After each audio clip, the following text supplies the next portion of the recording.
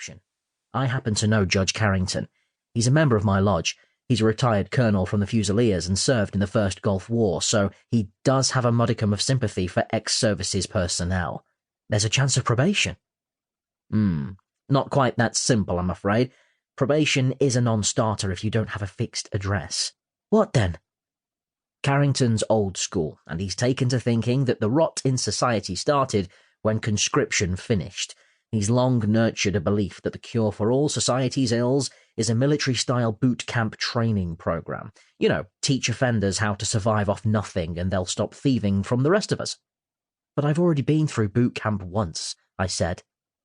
The army are not likely to let me have a second go. Not after this. Bear with me. Have you ever heard of approved premises? They used to be known as halfway houses or bail hostels, sort of a not-quite prison for those who don't quite need prison. And you think I might be sent there instead of prison?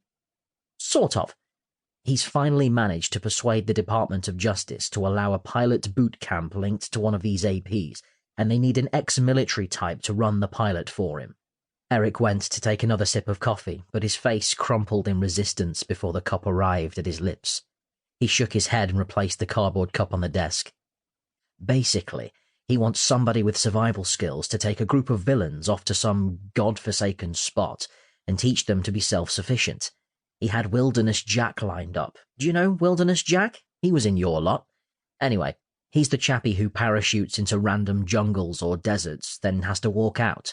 He was all set to do it, but he was offered a celebrity reality TV show at the last minute and went off to do that instead. I gave my coffee cup a little swirl. The liquid didn't seem to move in quite the way I expected coffee should. I replaced it on the desk. I'm still not sure how all this helps me. You're ex-Special Forces, aren't you? He leafed through my file. Ah, yes. Here we are. I knew I'd seen it somewhere.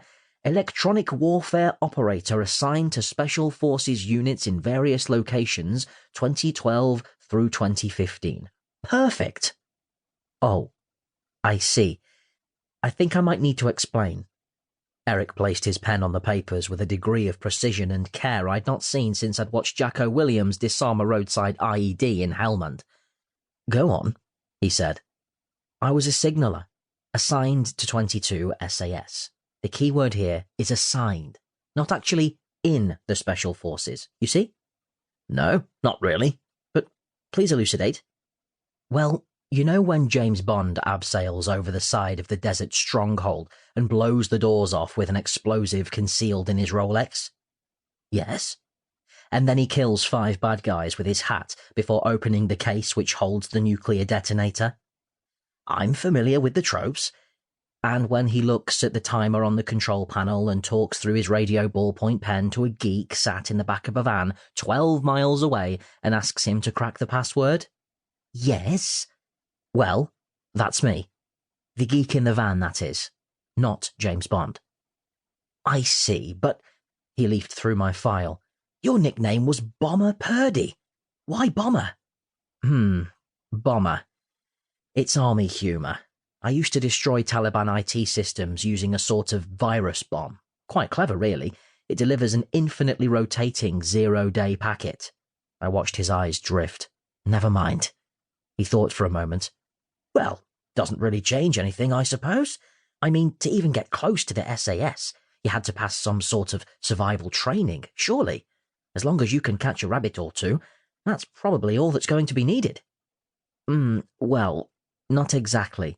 You see, it all started with a bet with an old mate that I could get through the SAS selection, so I hacked into their systems to record that I'd previously completed the survival course. And the combat medic module. Oh, and the escape and evasion training. Eric let out a long sigh, and I felt my chances of avoiding a prison sentence expiring with it.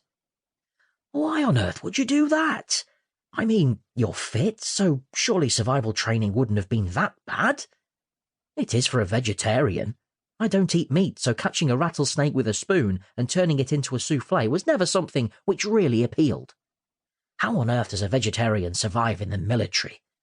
Hitler managed okay, I said. Hitler? What's he got to do with anything? He was a vegetarian. Perhaps we won't mention that to the judge. It might not help your case.